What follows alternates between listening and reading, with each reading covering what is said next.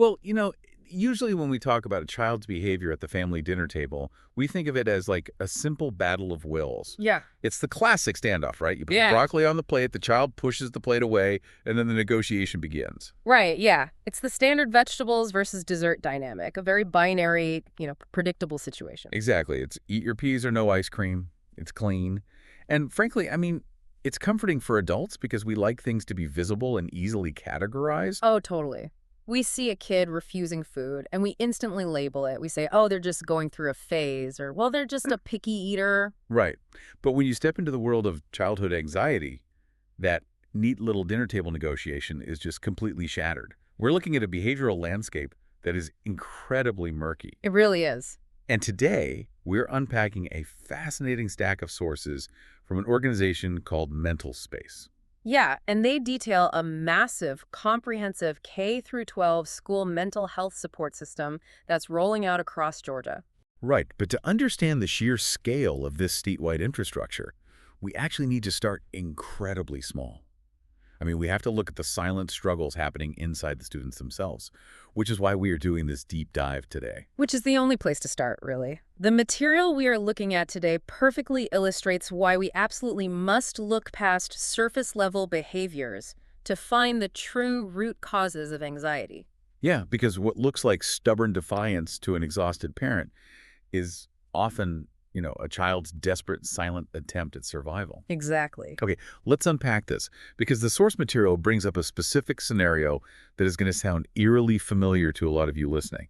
Imagine your child suddenly won't eat certain foods anymore, like just out of nowhere. Right, it happens overnight sometimes. Yeah, and they start constantly asking you, what if I get sick?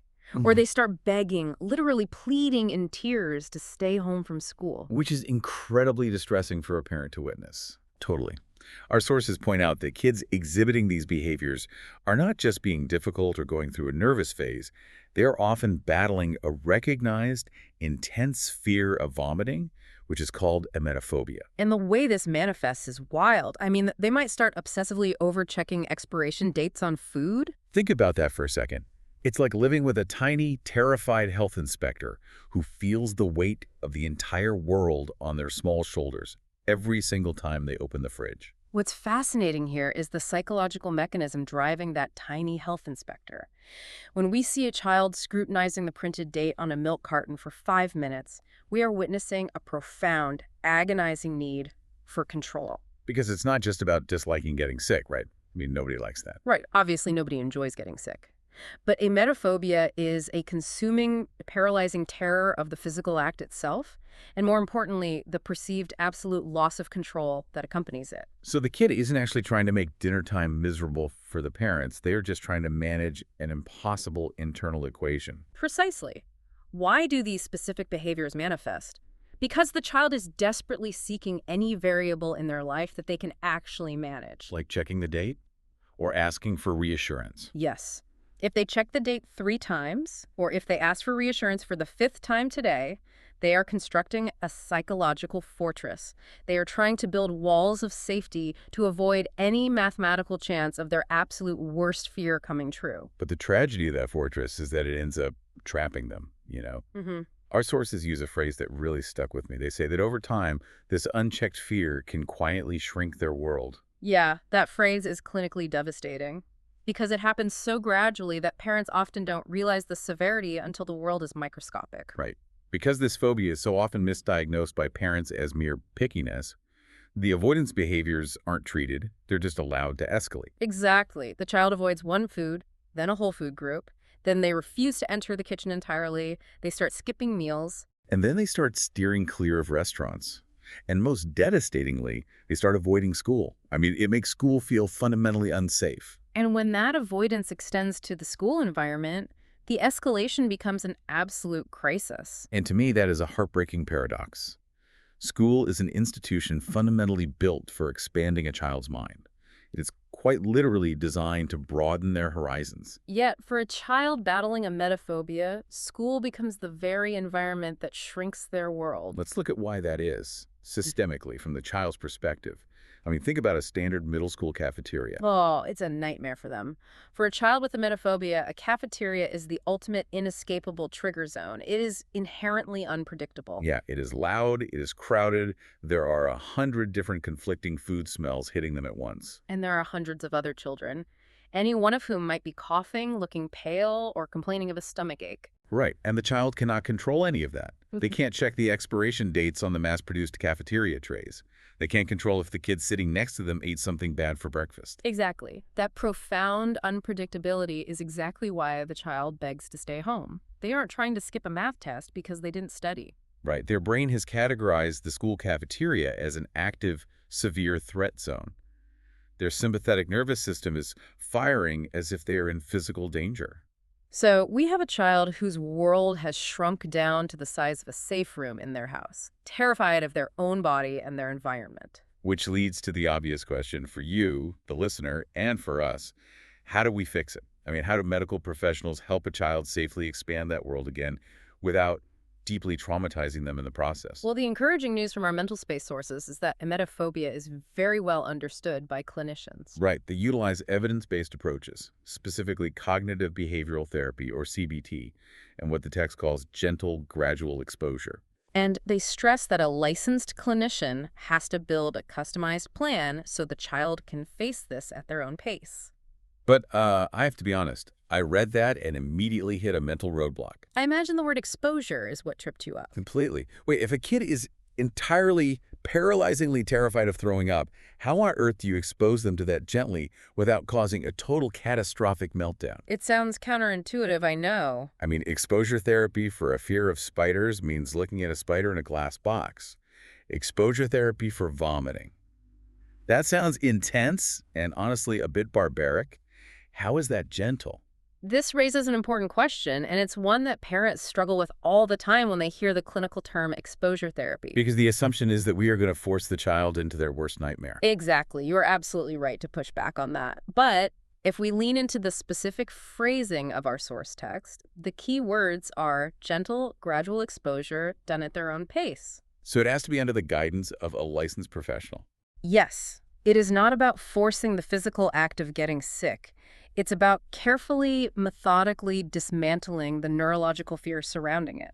So I guess I need an analogy here. Are we talking about something like a car alarm? A car alarm? Yeah, like if a car alarm is so sensitive that it goes off every time a leaf hits the windshield, you don't fix it by smashing the car with a baseball bat to prove a point. You have to slowly recalibrate the sensor so it only goes off for an actual break-in.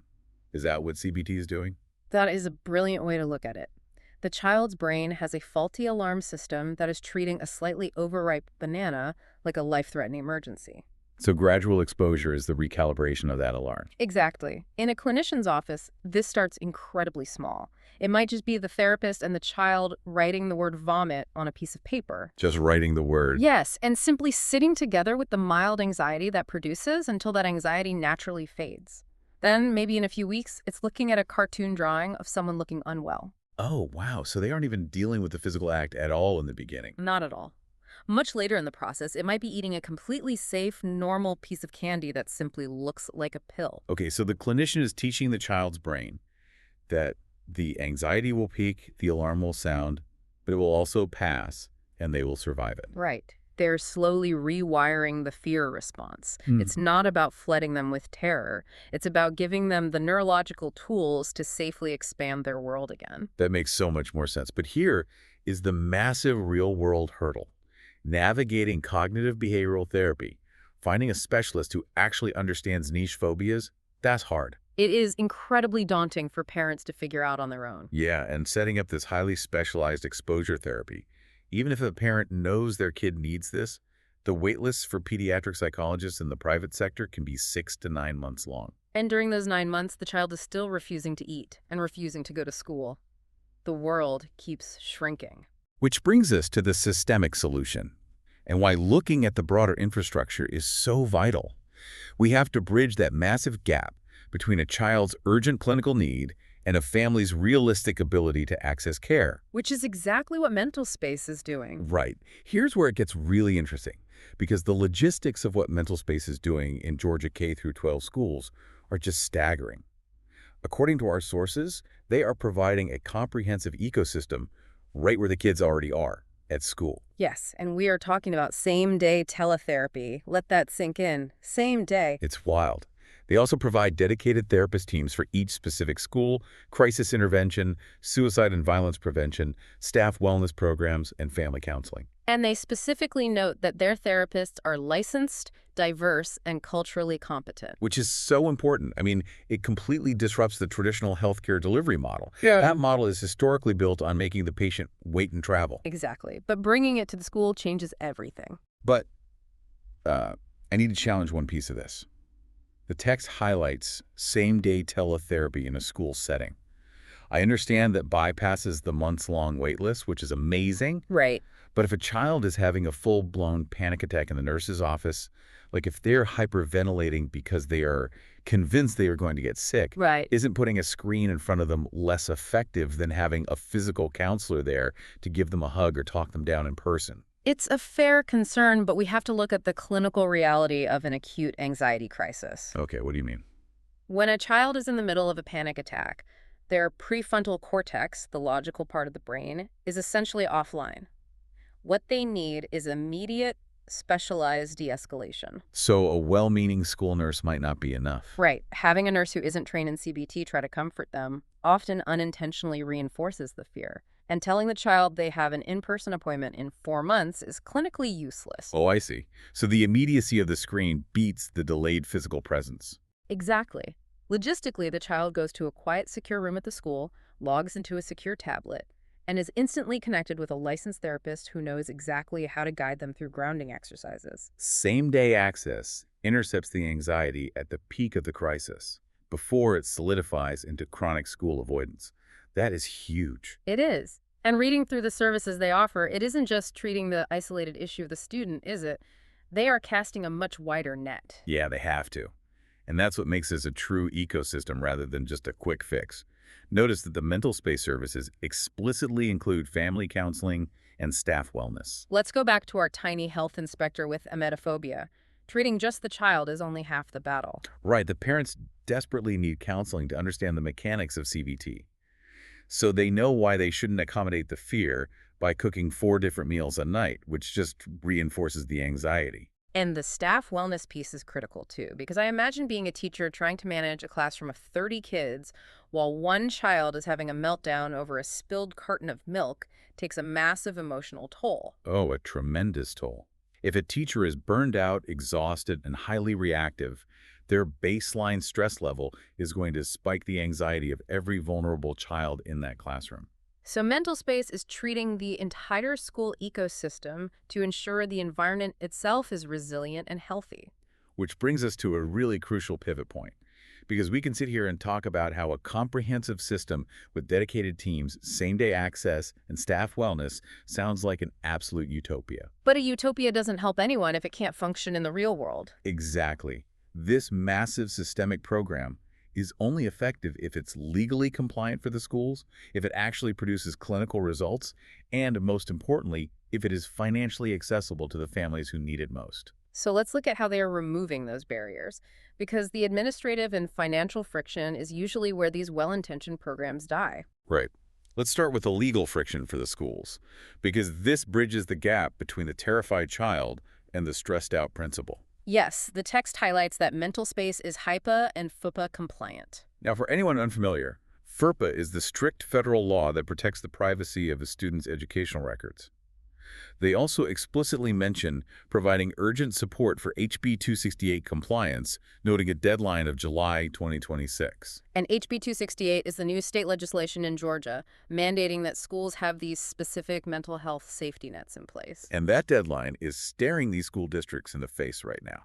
Schools are under immense legislative pressure to provide this infrastructure. Well, we have to remember, principals and teachers are educators. They are not healthcare providers. They don't know how to build a HIPAA-compliant medical network. Right, so MentalSpace acts as a turnkey solution.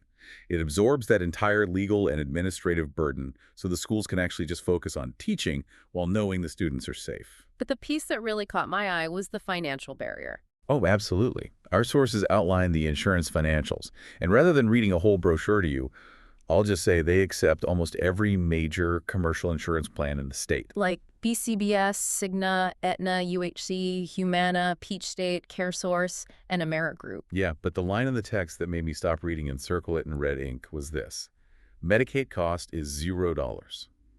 Zero. That is the linchpin of the entire program's accessibility.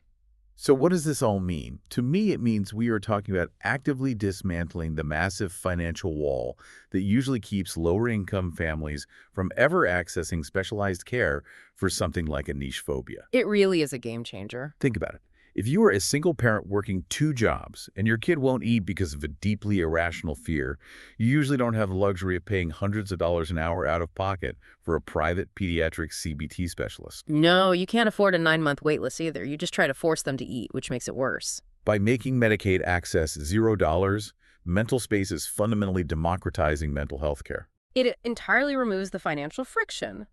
But ultimately, none of the legal compliance or the financial accessibility matters if the clinical approach doesn't actually yield tangible results. Right. The proof is in the results. So let's look at the actual outcomes reported in the text. This is what happens when you combine that $0 access with same-day intervention. We have an 89% improved attendance rate, a 92% reduction in anxiety, and an 85% family satisfaction rate. That is huge. If we connect this to the bigger picture and we map these outcome statistics directly back to the very specific symptoms we discussed at the beginning of this deep dive, the story becomes incredibly clear. Right. That 89% improvement in attendance, that is not just a metric on a state administrative report. That is the direct mathematical cure to the child we talked about who was begging and pleading to stay home from school. Wow. Yes, it's the literal reversal of the shrinking world. Precisely. And that 92% reduction in anxiety. Yeah. That is the clinical cure to the child constantly asking, what if I get sick? And compulsively overchecking the expiration dates on the milk. Exactly. These statistics represent thousands of individual children whose worlds have been safely, gently expanded back to a normal size. It really is incredible when you zoom out and look at the whole journey we've taken today. We started this deep dive sitting at the kitchen table, watching a child anxiously scrutinize a yogurt lid, completely paralyzed by a fear they couldn't articulate. And we followed that thread all the way up through the sensory overload of a middle school cafeteria. Into the specialized mechanics of cognitive behavioral therapy, and finally to a statewide, fully insured, culturally competent teletherapy infrastructure that is actively transforming how K-12 schools in Georgia operate. It really shows how recognizing the small, hidden struggles is the first step to building massive, life-changing safety nets. It is a profound testament to the power of taking children's fears seriously. Yeah. When we stop dismissing complex psychological behaviors as just a phase or just a picky eater and start investigating the root cause with empathy and clinical rigor, we open the door to genuine healing for the whole family. And as the sources remind us, if you are a parent listening to this and you recognize these behaviors in your own home, if you are living with a tiny health inspector, you do not have to figure this out alone. Right. The infrastructure is being built right now. You can connect with these school-based teams by checking your local school district portals or by simply searching for the MentalSpace School program online to see how to get your child enrolled. Yes, or reaching out directly at mentalspaceschool.com or emailing mentalspaceschool@checotherapy.com. The support is readily available. It removes the heavy burdens from the schools, and as the data shows, it is highly effective. Absolutely. Which leaves us with one final thought for you to carry with you after we wrap up today. Throughout this deep dive, we've explored the theme of shrinking worlds. And how easily a crippling, terrifying fear like emetophobia can be dismissed by well-meaning adults as just a nervous phase or pickiness. It really makes you wonder, doesn't it? Right. What other quiet internal battles are children fighting in plain sight every single day that we just write off as kids being kids? And how much incredible potential could we unlock in the next generation if we approached all of those confusing phases with the exact same curiosity and gentle systemic support that we discussed today?